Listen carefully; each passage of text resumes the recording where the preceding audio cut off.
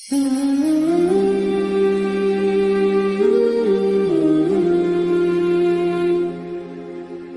ایک جنازہ اٹھ کے جا رہا ہوتا ہے نا قبرستان کی طرف، تو جو نیک شخص ہوتا ہے جو فوت ہوا ہوتا ہے وہ حالانکہ اس کی آواز کسی کو آ نہیں رہی ہوتی، لیکن وہ کہہ رہا ہوتا ہے جلدی کرو جلدی کرو، جلدی سے مجھے قبر میں لے کے جاؤ، کیونکہ اس کو پتا ہے کہ وہ ابھی جو ہے نا جنت کے باغوں میں سے ایک باغ مل جائے گا اس کو۔ اور جو اللہ کا نافرمان ہوتا ہے جس کی روح چیر پھاڑ کے نکالی گئی تھی، اور جب وہ اوپر جا رہا تھا آسمانوں میں رجسٹر میں نام لکھوانے کے لیے، تو فرشتے اس پہ لعنت کر رہے تھے کہ کس خبیث کی روح اتنی بدبو کیوں آ رہی ہے اس سے۔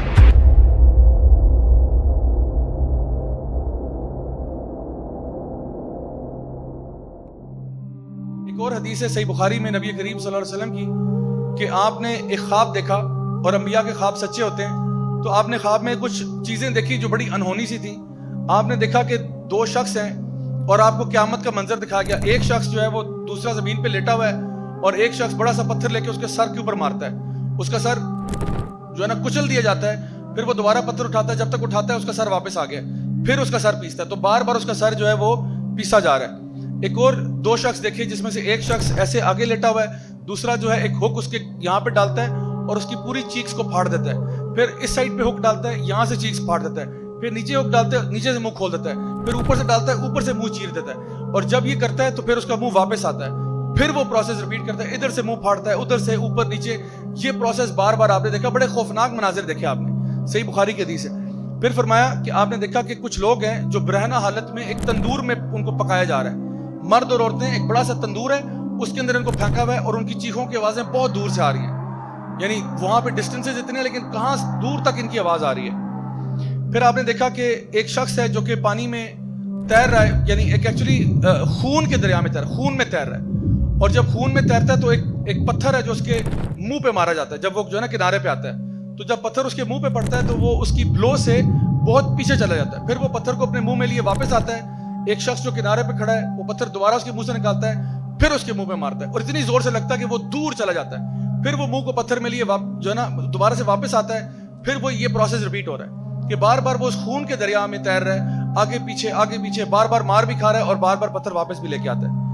پھر آپ صلی اللہ علیہ وسلم نے دیکھا کہ ایک بہت ہی بھیانک شکل کا ایک شخص جو ہے وہ ایک آگ کے ارد گرد دوڑ ہے، ایک بیس نما چیز ہے، بڑے خوفناک سا شخص ہے۔ پھر آپ نے دیکھا کہ ایک باغ ہے، اس باغ میں ایک اونچا سا درخت ہے اور اس کے ساتھ ایک اونچا سا انسان ہے، بڑا خوبصورت سا، خوش شکل سا، اس کے ارد گرد بہت سارے بچے کھیل رہے ہیں اور وہ ان کے ساتھ بہت انجوائے کر رہے ہیں۔ اس کے بعد آپ نے دیکھا کہ آپ نے ایک چھوٹا سا ہل کراس کیا، ہل کراس کر کے آگے گئے تو آپ نے دیکھا کہ ایک لیک ہے، اور اس لیک کے ساتھ کچھ لوگ ہیں جو آدھے خوبصورت ہیں اور آدھے بہت بدصورت ہیں، تو وہ جب لیک میں جاتے ہیں ڈبکی لگا کے باہر آتے ہیں تو وہ پورے خوبصورت ہو جاتے ہیں، یعنی انہوں نے وہ شخص دیکھے، بہت سارے لوگ کھڑے ہیں جو ان کا ایک سائڈ بہت خوبصورت ہے اور ایک سائڈ اتنی ہی بدصورت ہے، وہ اس دریا میں اس لیک میں جا کے ڈپ کر کے آتے ہیں، باہر آتے ہیں تو بالکل صاف ستھرے ہو کے اچھے لگ رہے ہیں۔ تو آپ نے فرشتوں سے پوچھا، آپ خواب میں دیکھ رہے ہو فرشتے آپ کو ٹور کرا رہے ہیں، آپ نے جب فرشتوں سے پوچھا کہ یہ سب کیا معاملہ ہے تو ان کو بتایا گیا کہ وہ جو دو شخص ہیں یہ وہ ہیں کہ جو قرآن کو پڑھتے تھے لیکن اس کو یاد نہیں کرتے تھے، اس کو اگنور کر دیتے تھے، اس کو نیگلیکٹ کرتے تھے، یعنی قرآن کو ان کو پتا تھا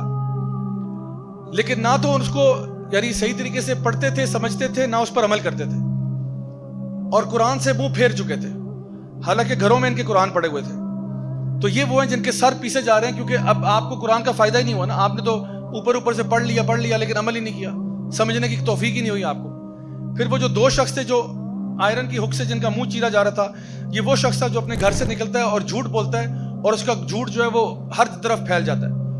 اور صحابہ کے دور میں یہ سمجھنا شاید تھوڑا سا مشکل ہوتا ہوگا لیکن آج تو بہت آسان ہے، سوشل میڈیا کا دور ہے، آپ ایک بات کرتے ہیں پوری دنیا میں پہنچ جاتی ہے۔ تو کہا یہ جو جھوٹ بولنے والا ہے اس کا منہ چیرا جا رہا ہے۔ اس کے بعد وہ جو اون میں تھے یہ وہ تھے جو زانی اور زانیہ ہیں، جو امت کے اڈلٹرز ہیں اور زنا کرنے والے، یہ وہ لوگ ہیں جو سارے کے سارے تندور میں پھینکے جا رہے ہیں اور ان کے پورے جسم کو سزا دی جا رہی ہے۔ وہ جو خون کے دریا میں تیر رہا تھا یہ سود لینے والا تھا، جو سود میں ڈیل کرتا تھا، سودی کاروبار کرتا تھا، سودی بزنس کرتا تھا، یہ خون کے دریا میں تیر رہا ہے اور اس کو پتھر پڑ رہے ہیں اس کے منہ کے اوپر۔ وہ جو ایک خوفناک سا شخص تھا یہ کون تھا؟ یہ مالک تھا، جہنم کا داروغہ تھا۔ یہ یاد رکھیں، یہ جو جہنم کے فرشتے ہیں نا، یہ عام طور پہ فرشتے کے بارے میں جب آپ کو کہا جاتا ہے کہ وہ تو بڑا فرشتہ ہے تو آپ کے ذہن میں بڑا خوبصورت سا اینجل آتا ہے، بڑے بڑے پیارے سے پڑھ رہے ہیں اور خوبصورت سا چہرہ ہے، لیکن کچھ فرشتے انتہائی خوفناک ہیں، انتہائی خوفناک ہے. اور یہ جو جنت جو ہے نا جہنم کے داروغے ہیں، جو 19 گیٹ کیپرز آف ہیل ہیں، یہ انتہائی خوفناک فرشتے ہیں. اور یہ جو مالک ہے، جو سب سے بڑا گیٹ کیپر ہے، یہ بھی انتہائی خوفناک ہے. تو اب جہنم میں بڑے پیارے پیارے فرشتے تو نہیں دیں گے آپ کو، جہنم میں جو گارڈز ہیں وہ گارڈ بھی بڑے دہشت والے. تو یہ جہنم کے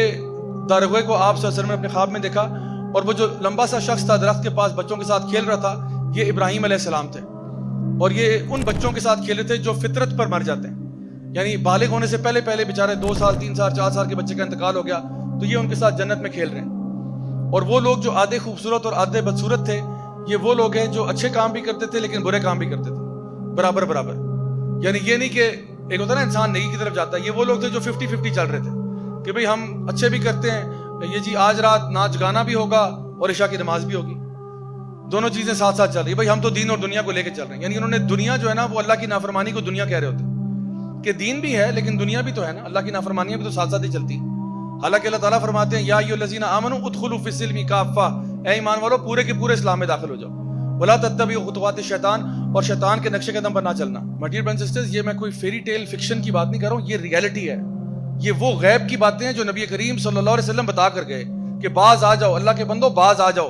گناہوں سے توبہ کر لو، اللہ تعالیٰ کی رحمتوں کے دروازے کھلے ہوئے ہیں. اس کے باوجود تم توبہ نہیں کرو گے تو حالت آگے دیکھ لو کیا ہونے والی ہے.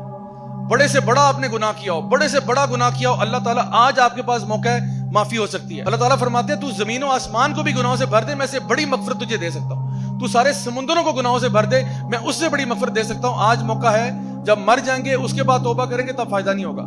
یہ آفر محدود مدت کے لیے ہے. یہ جو آفر ابھی آپ کو ملی ہوئی ہے نا، یہ محدود مدت کے لیے. تو اس لیے عقل مند انسان وہی ہے جو اس کا فائدہ اٹھا لے.